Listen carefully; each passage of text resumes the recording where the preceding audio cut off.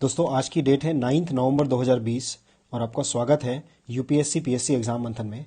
चलिए शुरू करते हैं आज का डेली करंट अफेयर्स मंथन। हमारा आज का पहला टॉपिक संबंधित है शशि एस वेम्पति कमेटी से। आइए देखते हैं इस न्यूज़ का कंटेक्स्ट क्या है। इस न्यूज़ का कंटेक्स्ट ये है कि जो इंफॉर्मेशन एंड ब्रॉडकास्टिंग मिनिस्ट्री है, अभी उसने 4 मेंबर की कमेटी बनाई है जो कि अपनी गाइडलाइंस देने वाली है टीआरपी, जो कि हम टेलीविजन रेटिंग पॉइंट्स जिसे कहते हैं, उसके ऊपर अपनी रिकमेंडेशन देने वाली है। और इस कमेटी के जो हेड होंगे वह है शशि एस वेम्पति। ये यहाँ के हेड होने वाले हैं इस कमेटी के। तो जब भी हम ऐसी किसी कमेटी को इनकाउंटर करते हैं तो ये प्रीलिम्स और मेंस दोनों के पर्सपेक्टिव से इंपॉर्टेंट होती है। प्रीलिम्स के पर्सपेक्टिव से कैसे इंपॉर्टेंट होती है? जो मैच द फॉलोइंग वाले क्वेश्चंस होते हैं उसमें डायरेक्टली आपको कोई कमेटी के बारे में बोलेगा और सामने उसके नाम लिखा होगा कि किससे संबंधित है, राइट। और सेकंड है आपका मेंस के पर्सपेक्टिव से, जब भी कहीं रिकमेंडेशन की बात आती है तो आप इन कमिटीज को कोट कर सकते हैं और डायरेक्टली इन कमिटीज को आप मेंस में आंसर्स में लिख सकते हैं, जिससे आपको एक्स्ट्रा मार्क्स फैच हो सकते हैं। आइए देखते हैं कि इस न्यूज में और क्या है। इस न्यूज में आगे यह है कि इसमें कुछ टर्म्स ऑफ रेफरेंस जो हैं वो यहाँ पे कंपनी के लिए सेट किए गए हैं। पहला है आपको जो पुरानी रिकमेंडेशन दी हुई है जो कि संबंधित है बहुत सारे अलग अलग टेलीविजन रेटिंग सिस्टम्स जो हमारे इंडिया में हैं, उनने जो रिकमेंडेशन दी है उनको स्टडी करने के लिए इस कमेटी को बोला गया है। सेकंड है जो ट्राई, जो कि एक telecom regulatory authority of India है, जो कि हमारी एक सर्वोच्च संस्था है टेलीकॉम रेगुलेशन के क्षेत्र में। तो उसकी जो स्टडी से रिकमेंडेशन है उसको भी इसको स्टडी करने के लिए बोला गया है। और साथ ही साथ जो कंपटीशन जो इस सेक्टर में है उस कंपटीशन को भी यहाँ पे गाइडलाइंस के फॉर्म में और रिकमेंडेशन के फॉर्म में यहाँ पे बोला गया है कि आप इसमें सजेस्ट करिए जिससे कि यहाँ पे एक हेल्दी कंपटीशन बना रहे। तो इन सारी जरूरतों को पूरा करने के लिए इस कमेटी का निर्माण किया गया है। हमें अच्छे से पता होना चाहिए कि आखिर टीआरपी होता क्या है और टीआरपी कैसे हमारे चैनल्स को अफेक्ट करता है। अभी कुछ मीडिया हाउसेस ने टीआरपी में कुछ छेड़छाड़ करने की कोशिश करी और इसके तहत वो लोगों ने जो उनके प्रोग्राम्स होते हैं उनके टीआरपी को बढ़ाया है। ऐसे कुछ अभी घटनाएं हुई हैं जिसके ऊपर इन्वेस्टिगेशन चल रहा है। अभी जो आरोप लगाए गए हैं वो सही है या नहीं है ये पता नहीं है, बट फिर भी हमें टीआरपी के बारे में पता होना चाहिए कि आखिर टीआरपी होता क्या है। तो टीआरपी, आइए देखते हैं कि टीआरपी क्या है। टीआरपी एक ऐसी कैलकुलेशन स्ट्रैटेजी होती है जिसमें क्या किया जाता है कि एक चैनल को पर्टिकुलर प्रोग्राम्स को चैनल के प्रोग्राम्स को पर्टिकुलरली देखा जाता है कि डिफरेंट सोशियो इकोनॉमिक कैटेगरीज में देखा जाता है कि वो जो चैनल्स हैं वो कितनी देर तक देखे जा रहे हैं और जो उनमें प्रोग्राम्स आ रहे हैं वो भी कितनी देर तक देखे जा रहे हैं। इन सारे कैलकुलेशन के बेसिस में एक टीआरपी को कैलकुलेट किया जाता है। और इसके लिए क्या मेथोडोलॉजी यूज होती है? इसके लिए मेथोडोलॉजी यूज करने के लिए हमारे पास बार्क, जो कि ब्रॉडकास्ट ऑडियंस रिसर्च काउंसिल है, उसने बारोमीटर लगाए हुए हैं। बारोमीटर कई ऐसे जो कि हाउस होल्ड्स हैं, ऑलमोस्ट 45,000 हाउस होल्ड्स को सेलेक्ट किया गया है और इन 45,000 हाउस होल्ड्स के जो नाम है वो गोपनीय रखे जाते हैं और इनके घरों में ये बारोमीटर लगाए गए हैं और इसके थ्रू हम चेक करते हैं कि कितनी देर तक इनके यहां पे कौन सा चैनल चल रहा था और उसके बेसिस में एक टीआरपी को कैलकुलेट किया जाता है। और ये जो 45,000 इंपैनल हाउस होल्ड्स होते हैं ये काफी रैंडम होते हैं ताकि जो डेटा है वो सही डेटा मिल सके। तो अब देखिए यहां पे अब टीआरपी को कैसे मॉडिफाई किया जा सकता है या फिर उसमें कुछ करेक्शंस किए जा सकते हैं, जो कि अभी मीडिया हाउसेस के ऊपर आरोप लगाए गए हैं कि वो लोगों ने टीआरपी को मॉडिफाई किया है।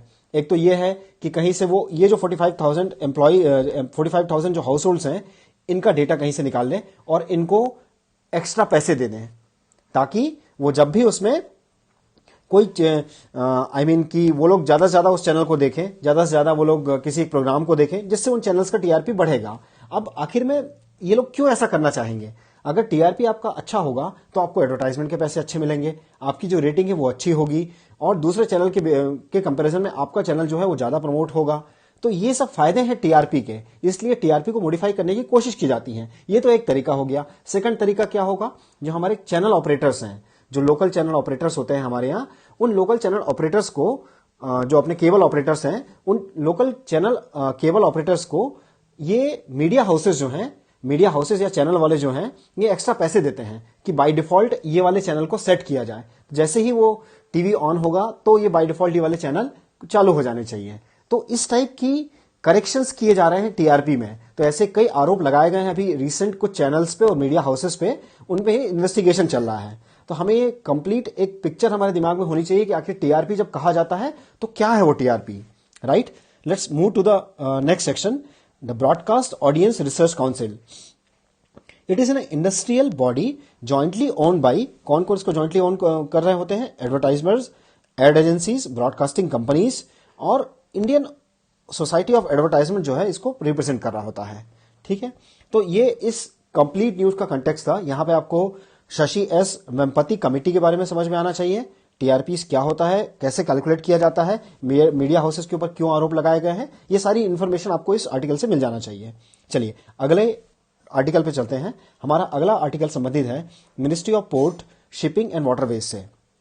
गवर्नमेंट ऑफ इंडिया ने अभी रिसेंटली मिनिस्ट्री ऑफ शिपिंग जो है उसका नाम चेंज कर दिया है। मिनिस्ट्री ऑफ शिपिंग ने इसका नाम चेंज करते हुए ministry of ports, shipping and waterways कर दिया है। ये इन्फॉर्मेशन काफी फैक्चुअल इन्फॉर्मेशन है और ये किसी भी पीएससी में या फिर आप जो रेलवे के एग्जाम है या फिर बैंक्स के एग्जाम है वहां ये डायरेक्टली पूछा जा सकता है कि इसका नाम अभी क्या किया गया है। तो ये आपको याद रखना है। इस मिनिस्ट्री को कौन हेड कर रहा है? श्री मनसुख मंदाविया जो है ये इस मिनिस्ट्री को हेड कर रहा है। और अगर हम देखें कि इसमें क्या काम है इस मिनिस्ट्री का, तो मिनिस्ट्री ऑफ शिपिंग जो है वो ministry of shipping port sector को यहाँ पे उसका इंफ्रास्ट्रक्चर बिल्डअप करना, पोर्ट्स का मॉडर्नाइजेशन में काम करना, शिप रिपेयर करना, मेजर पोर्ट्स का डेवलपमेंट करना, नेशनल वाटरवेज को बनाना, इनलैंड वाटरवेज के ऊपर ट्रांसपोर्ट को सुचारू रूप से चालू करना, ये सब जो है ये इस मिनिस्ट्री के काम है। चलिए अगले टॉपिक पे हम मूव करते हैं। हमारा अगला टॉपिक संबंधित है फास्टैग से।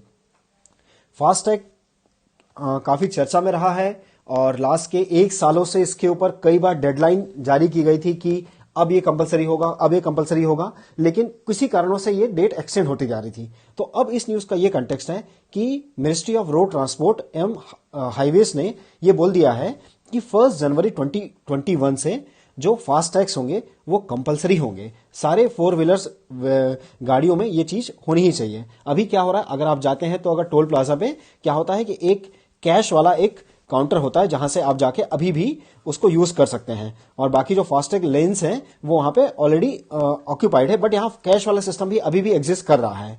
तो अब यहां से 1 जनवरी 2021 से इसे कंपलसरी कर दिया जाएगा। आपको पता होना चाहिए कि फास्टैग के फायदे क्या क्या हैं और इसे क्यों इंट्रोड्यूस किया गया था, किस टाइप का इसमें मेथोडोलॉजी यूज होती है इस फास्टैग के कंप्लीट वर्किंग मैकेनिज्म में। ठीक है, तो अगर हम फास्टैग की बात करें तो फास्टैग एक तरह का रेडियो फ्रीक्वेंसी आइडेंटिफिकेशन टेक्नोलॉजी के ऊपर काम करता है। इसमें क्या होता है, एक आरएफआईडी लगी होती है।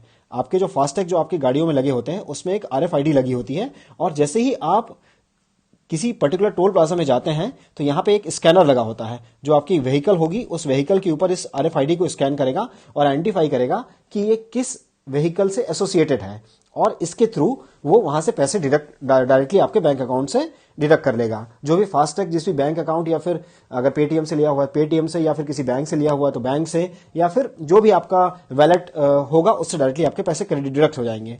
तो इससे क्या क्या फायदे हैं, अगर आप इन जनरल सोचें तो इससे क्या फायदे हो सकते हैं? जो लाइनें लगी होती है टोल प्लाजा में वो खत्म हो जाएगी कंप्लीटली। यहाँ पे जो टोल प्लाजास में जो पैसों का हेराफेरी होती थी कि नंबर ऑफ व्हीकल्स कम दिखाए जा रहे हैं या फिर ऐसी घटनाएं होती थी, ये सारी चीजें खट जाएगी। और साथ में जो अगर लाइनें कम होगी टाइम बचेगा आपका, इसके साथ ही साथ जो फ्यूल होगा वो भी बचेगा। तो ये सारे पॉइंट्स आपको हैंडी होना चाहिए ताकि आप मेंस पे इसको अगर आपको कहीं लिखने की जरूरत पड़े तो आप तुरंत इसको लिख पाएं। चलिए अगले टॉपिक पे चलते हैं। हमारा अगला टॉपिक रिलेटेड है एम सीरियस इनोवेशन प्रोग्राम 3.0 से। आइए देखते हैं आखिर इस न्यूज का क्या कंटेक्स्ट है। इस न्यूज का यह कंटेक्स्ट है कि जो हमारी अटल इनोवेशन मिशन है और सीरियस जो कि रशिया का एक अटल इनोवेशन मिशन जैसा ही वहां पे काम करने वाली बॉडी है, उन दोनों ने मिलकर एक एम सीरियस इनोवेशन प्रोग्राम लॉन्च किया है।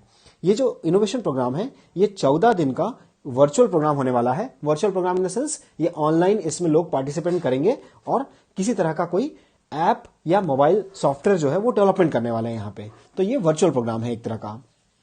और स्पेशली ये आपको ध्यान रखना है, ये स्कूल चिल्ड्रंस के लिए है, इंडियन और रशियन स्कूल चिल्ड्रंस के लिए है।